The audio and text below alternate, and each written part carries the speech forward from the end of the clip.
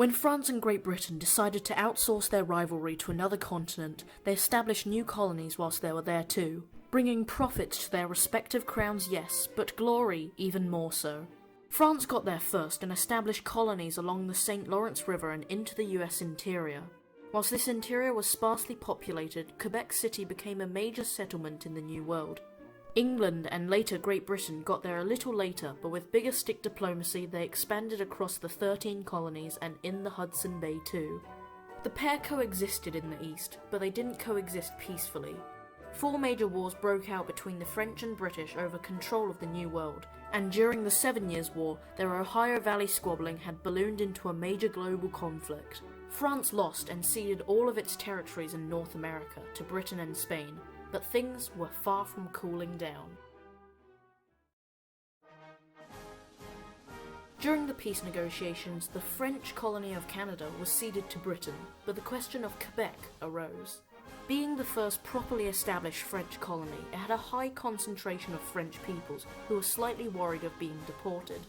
With every Quebec question came a Quebec compromise, and so a secret backdoor deal brewed between the British and the French Quebecois to give them land, some autonomy, and freedom of religion and expression of their French culture. The Quebec Act, as it was known, made the American colonists down south furious. The Americans had far less freedom than the Quebecois and also hated Catholics, especially French ones. The special treatment of Quebec became a scandal and only further increased anti-British sentiment in the 13 colonies ahead of the Revolution. But why on earth would the most anti-French power in the world let the French exist in their own empire? Canada has really terrible geography.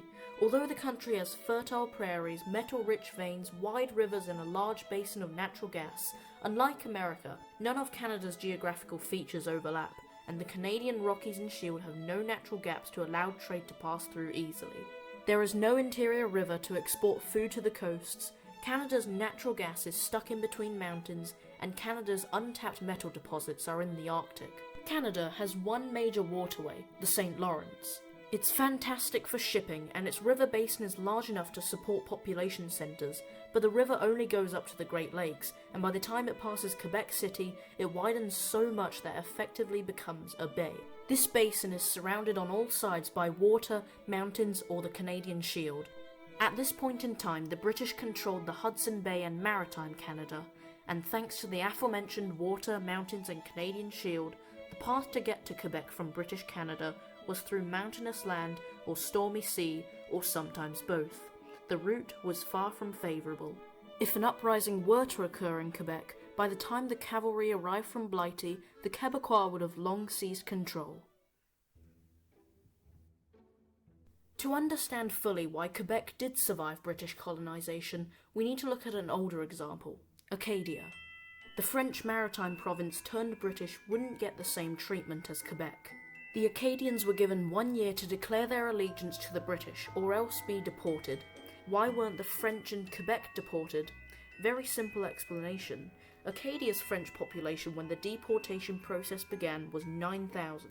Quebec's population after being handed over to Britain was 70,000.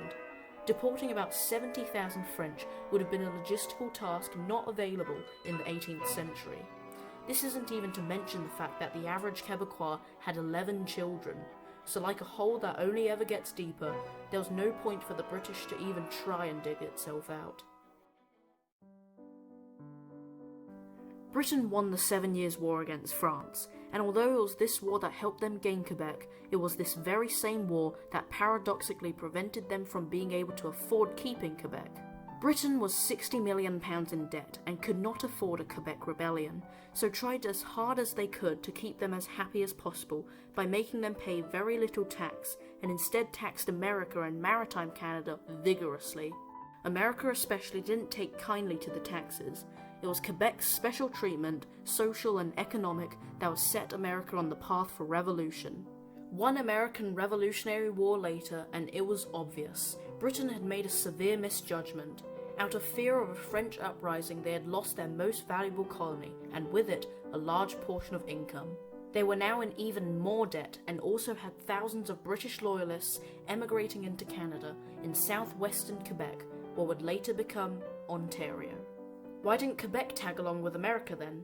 Simply, they would be trading hands between the British, who they didn't like but granted them land and freedom, and the Americans, who hated French Catholics. So Quebec, with no backdoor option, remained the French sheep in the British flock. After the American Revolutionary War, many British loyalists emigrated from the US to Canada on the lowlands of the Great Lakes, in Quebecois territory. This area, along with New Brunswick and Nova Scotia, became the relocating areas for British loyalists fleeing from America to help anglicise the region. Despite Quebec now being part of Canada officially, there was a general mistrust between Quebec and British Canada. So these immigrants played a vital role in geopolitics, which was effectively to trap Quebec in the St. Lawrence Basin to prevent expansion of French culture in Canada, in hopes that it would die off over time. How wrong they were. The British settlers in Quebec became a little unhappy being told what to do by the stinky French. So with every Quebec question came a Quebec Compromise. The old province of Quebec was carved into two. Upper Canada, on the Great Lake lowlands, heavily populated by British settlers, would become independent, whilst further downstream became Lower Canada, or French Canada. One war of 1812 later, and Canada fell under the rule of the Family Compact, a pro-British corrupt cabal. In 1837, rebellions would break out against the tyrannical colonial governors.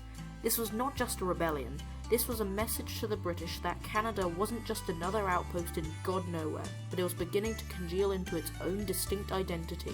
Canadians now wanted to rule themselves, and a few years later this coalesced in the Act of Union, and a few years after that, the British North America Act. Canada would unite into a confederation and become a dominion of the British Empire, and Blighty from 67 onwards governed very little of Canada's local issues and only had direct say over Canada's foreign policy.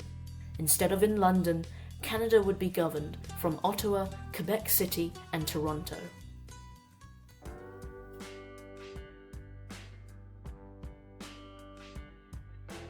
The English-speaking Ontario's population more than doubled in the first 10 years of the Act of Union, and the Anglophone West surpassed the Francophone East for the first time. Ottawa itself was a symbol of Canada's countless compromises. It sits on the Ottawa River at the midpoint between Toronto and Quebec City, the central point of British and French populations. As Canada itself began to take shape, focus turned away from the squabbling in the east to the expansion in the west. Vancouver, Columbia, and the Klondike Gold Rush became focal points of the late 19th century. In Ontario, Quebec, and the Maritimes, 1 million Canadians left for America, who after their Civil War saw a massive boom in industry. But things in Canada were improving. Ontario would emerge as the financial capital of this new Canada, a big trading hub in North America, and it would become extremely wealthy. As the decades went on, the increasingly struggling maritime provinces and the growing eastern ones turned to Ontario as the leader of this new Canada.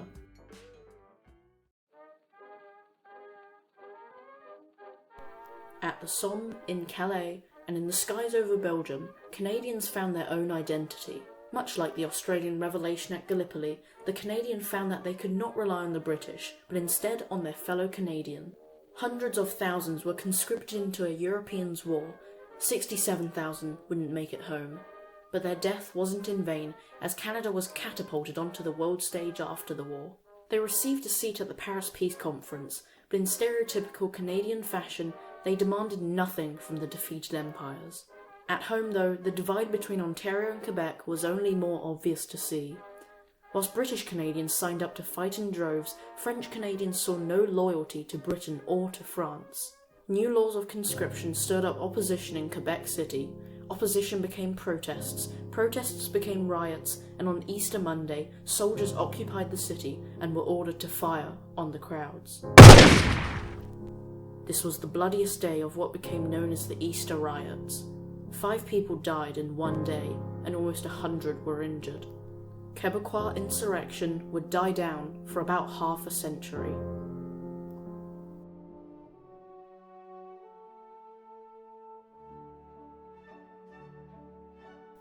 The 60s saw a shift in Quebec around a new ideal of a secular, modern, but independent Quebec. Although the Quiet Revolution saw the Catholic Church moderated, more extremist forms of Quebecois nationalism would emerge. Front de Libération du Québec, a separatist terrorist group, would cause significant havoc from 1963 to 70, such as bombing the Montreal Stock Exchange, blowing up mailboxes, and kidnapping and then murdering a certain Pierre Laporte. This tide of nationalism eventually coalesced into two historic votes. Do you want Quebec to be independent? Was the question. Which very nearly passed, which thank God for both Ontario and Quebec, as neither side had a well thought through plan for how Quebec would gain independence. Now why does that sound familiar? The truth is, Quebec is much better being a part of Canada. Quebec doesn't actually make enough money to sustain itself, and after leaving Canada, Quebec would still need to pay for its own immigration and customs, its own rail network, its own national debt, and the Aboriginals in the north who threatened to leave Quebec and rejoin Canada. What Quebec really wants is to have all the benefits of being in Canada whilst not being a part of Canada. And really, they already have that. Quebec, despite its flamboyant French separatism and its divide with Ottawa, is still so dependent on Ontario.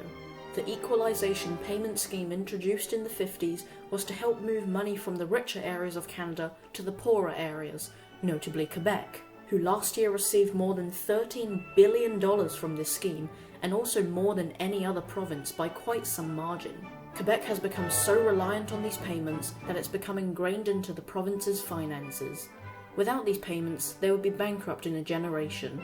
Any serious Quebecois politician knows that staying in Canada is the best choice forward for Quebec, whose ageing demography will only make them furthermore reliant on Ontario, and more so, Alberta. But more on that one day soon. Ontario and Quebec are one hell of a story. From French colonisation, to British emigration, to rebellious desperation, to forging a confederation, to building a nation, and Quebecois separation. Ontario and Quebec's importance in Canada will diminish over the next decades, but the history of these very different yet connected sister provinces will be a continuing story for generations to come.